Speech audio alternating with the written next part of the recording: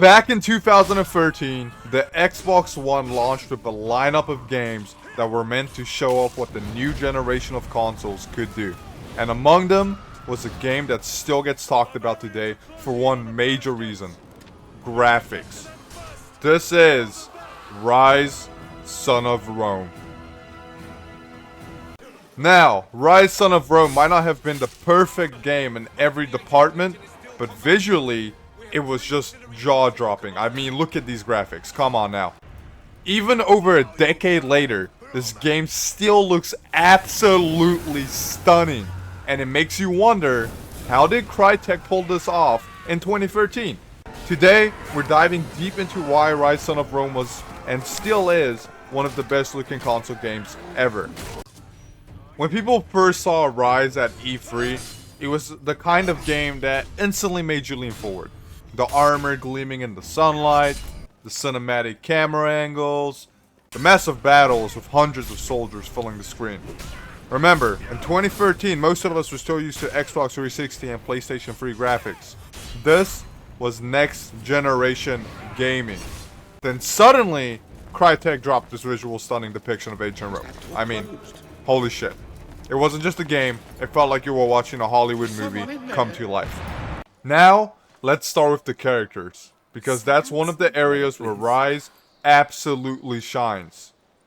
Marius, the main protagonist you play as, has some of the most realistic facial animations of that generation. You could see the emotion in his eyes, the strain in his muscles during combat, even the subtle details like scars and wrinkles on his face. All the characters didn't feel like lifeless NPCs. They felt like actual people.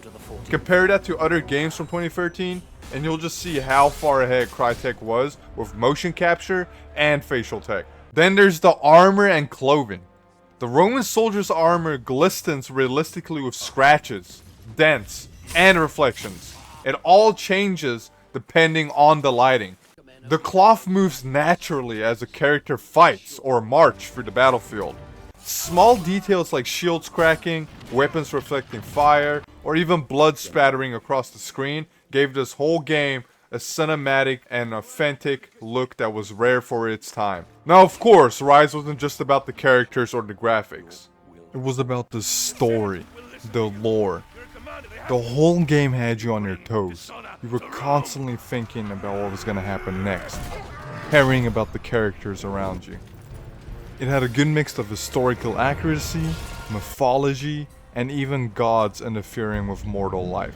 Keep in mind, this game was built on CryEngine.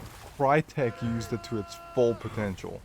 As we already established, the environment and graphics is where they truly shine. The game used slow motion executions and close-ups to give the players a sense of power and brutality, almost like watching a gladiator movie. Now, I know some people are probably thinking, yes, Son of Rome did get criticized when it first released. Some players felt the combat was repetitive, and the story, while epic, just mind you, while epic, wasn't groundbreaking. But here's the thing. The visuals were so good and cinematic that people still walked away and said, wow, this game was insane. Walking through Rome felt like stepping into a living, breathing world. Crowded streets filled with civilians, statues looming overhead, banners waving in the wind, gorgeous architecture everywhere you turned. If you guys watched this far into the video, be sure to like and subscribe because there's a lot of more videos planned. And I'm going to try to upload weekly, if not daily. And as you can see, I like to think my editing and recording in general is getting a little bit better. So please leave a like, subscribe. I would greatly appreciate it because I'm really enjoying this. And let's get back into it. Now, I've been wanting to talk about this for the longest time while making this video and writing the script and everything. I love some of the characters, like really like just the character development, how they're written and how they're designed, the voice acting, yada yada. Love it. I fucking hate the antagonist so much. And that's how you know they did a damn good job.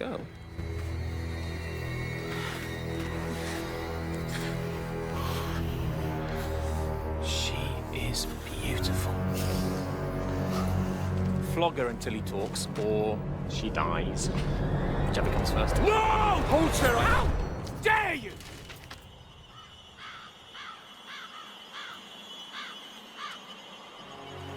How dare you?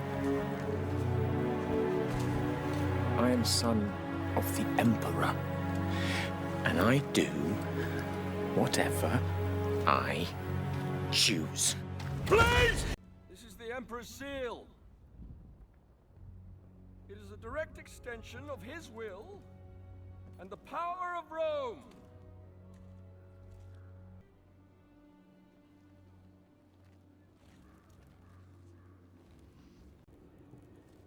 Embrace me.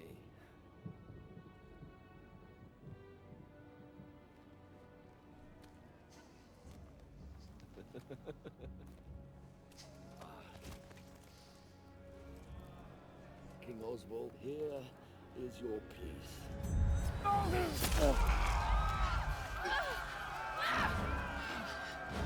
dare you?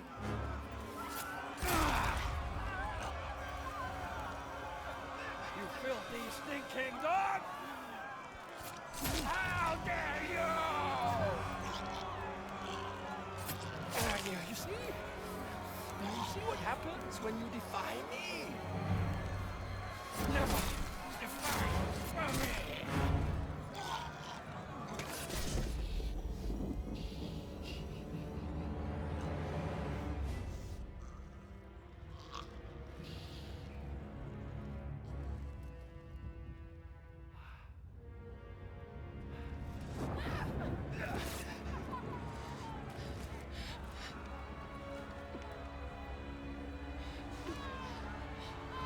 By the Emperor's mark, his will is done.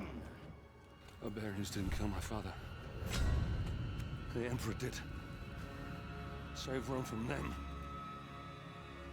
Now, kneel, you dogs!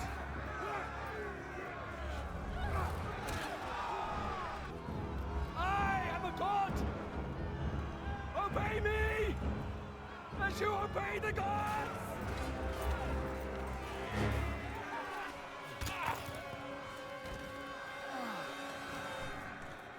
Get us to the harbor. Battalion!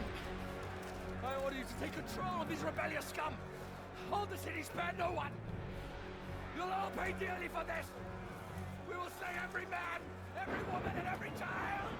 And shit on your grave! Now, I don't know about you, but that was pretty insane. And they pissed me off a lot when I was playing. I was, yeah, I just, yeah. It was satisfying killing them. Very satisfying. Over 10 years later, the graphics still hold up. You could remaster Rise today with just a few touch-ups and release it, and people would still think it was a modern game. That says a lot about Crytek's work. They weren't just making a launch title, they were building something that would stand the test of time. Now, it brings me back to this. What if we actually got a Rise Son of Rome 2? Imagine what Crytek could do with today's technology. I'm talking ray tracing, 4K textures, better AI, massive crowds rendered, and even greater detail than ever before. The first game laid a strong foundation visually, and with modern gameplay improvements, a sequel could be something truly legendary. So, at the end of the day, Rise Son of Rome might not have been the perfect game, but it was, and still is, one of the most beautiful video games ever made, especially for its time. It showed us what was possible with the next generation of consoles back in 2013, and it still holds up in today's world in 2025. But now, I want to hear from you. Did you play Rise Son of Rome back when it came out? Do you think it deserves a sequel? Or do you think it's best remembered as a one-of-a-kind visual showcase? Drop your thoughts in the comment below, because I'd love to hear your take on it. And if you enjoyed this breakdown, don't forget to hit the like button and subscribe for more gaming deep dives. Thanks for watching, and I'll see you in the next one. Please like and subscribe.